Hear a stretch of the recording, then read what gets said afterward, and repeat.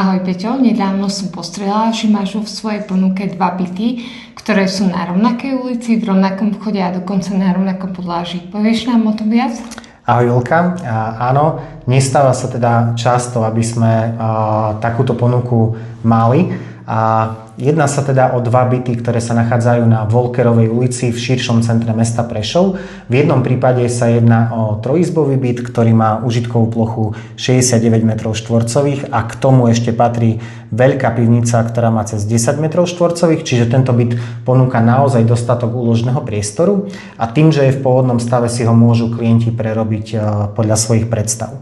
Zároveň oproti tomuto bytu na rovnakom podlaží sa nachádza jednoizbový byt.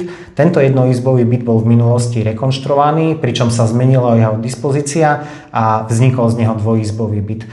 Tento byt má plochu 38 m2 a taktiež k nemu prináleží dostatočne veľká pivnica s plochou 7 m2. A aká je cena? Cena trojizbového bytu, ktorý je v pôvodnom stave, je 145 000 eur a cena jednoizbového bytu, ktorý zmenenou dispozíciou bol prerobený na dvojizbový byt, je 115 000 eur. Super, tak už len skontaktovať sa a dohodnúť si obliadku. Samozrejme, nech sa páči. Pekný deň. Ahojte.